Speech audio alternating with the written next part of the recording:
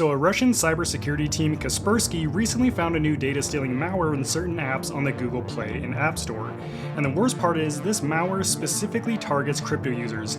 But it gets even worse, this malware has been on the App Store since March 2024. So before we talk about who this malware could affect, let's look at where it came from, how it works, and how it ended up on the App Stores in the first place. It all started back in March 2023. Researchers found a special type of malware hidden in modified versions of messaging apps.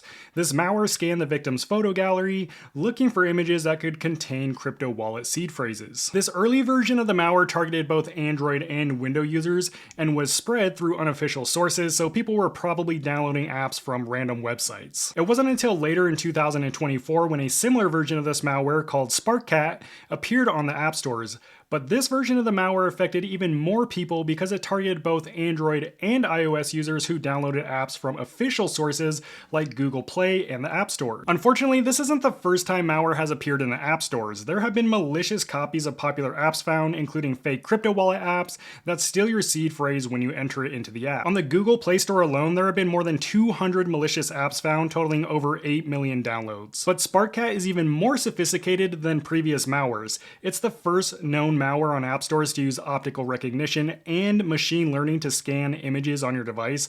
More specifically, it actively looks for screenshots containing crypto wallet seed phrases, passwords, and other sensitive data. The malware does this by looking for specific keywords related to seed phrases, so words like mnemonic and phrase, and in multiple languages. And once the malware finds these images, it sends it to a server where attackers then steal a seed phrase and steal users' crypto. Fortunately, not a ton of apps were affected by this malware, but out of the apps that were affected, more than 240,000 downloads occurred. But how do these apps even get past the initial audit that's required by these app stores before publishing an app? Well, according to Apple's website, there are several measures in place to help prevent malicious apps from appearing on the App Store, including automated scans for known malware, human review by a team of experts, and manual checks to check that the app doesn't unnecessarily request access to sensitive data. But obviously these checks aren't always enough. The reason that SparkCat was able to spread the way it did is because it disguises itself in seemingly normal apps that request normal permissions, such as access to the user's photo gallery. The malware's stealthy operation combined with the legitimacy of the app makes it really hard to trace and remove from the App Store. So you're probably wondering which apps contain this malware and were you affected? Well, the good news is if you live in the US, then you probably weren't affected, but that doesn't mean that you won't be affected in the future. The first app to raise suspicion was a food delivery app called Tangem.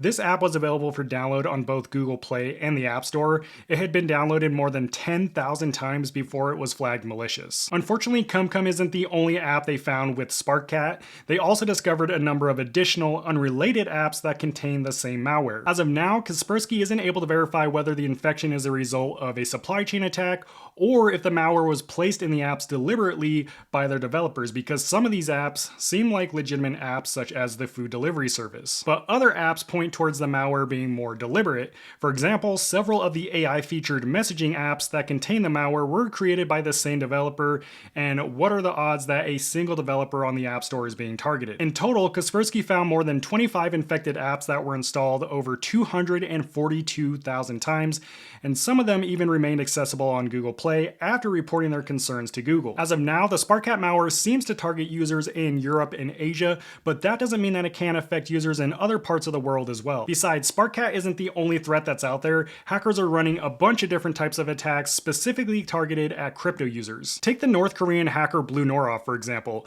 They're targeting crypto businesses and individual investors with a sneaky malware called Hidden Risk, which infects Mac OS devices. They do this by sending phishing emails to people disguised as fake crypto news, and then after gaining their trust, they'll send them a PDF that's actually an app that contains malware, and then once they download that app, it infects whatever the device they're using. In October 2024, the cybersecurity firm SentinelOne caught one of their phishing attempts.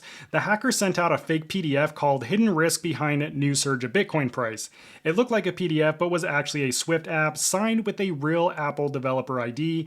Once opened, it downloaded a fake PDF from Google Drive and secretly installed a backdoor from a remote remote server, giving hackers control of the victim's device. Without a doubt, these attacks are only getting worse. Malware is becoming more innovative and harder to detect, so if the app stores can't even detect if an app is malicious or not, imagine how hard it is for us as users to detect this. It's nearly impossible. But even though we might not be able to detect these malicious apps ourselves, there are some things we can do to ensure that our crypto remains secure. The seed phrase, the master key to our wallet, is literally the key to our entire investment portfolio, so we need to start treating it as such.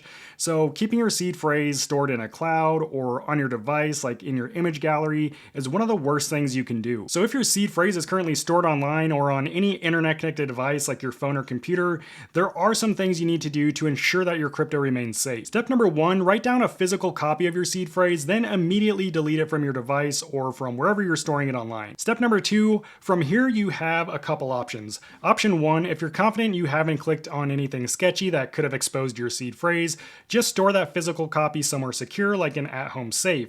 Or option 2, if you think you might have interacted with something sketchy on your phone or computer, don't take any chances, generate a new seed phrase and transfer your crypto to that new wallet. And just to be clear, I'm only talking to those of you who currently have their seed phrase stored on an internet connected device.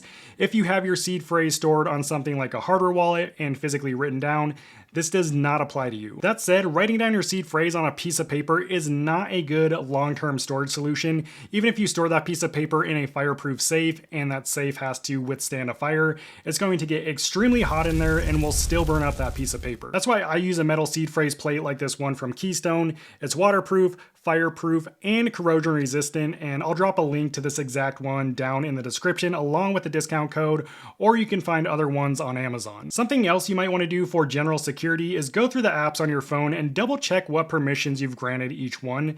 If there are permissions that the app doesn't really need, consider disabling them. Or if you haven't used the app in a while, it might be a good idea to delete it entirely from your device. This extra step can help limit the potential exposure of your data to malicious apps. And even if your seed phrase isn't stored online, but you use a hot wallet app to store your crypto, something like MetaMask, Phantom, Exodus, Trust Wallet, Coinbase Wallet, those are all still vulnerable to malware attacks because they store the private keys to your wallet in the software on your internet connected device. At this point, the only guaranteed way to secure your crypto is using a dedicated cold wallet device.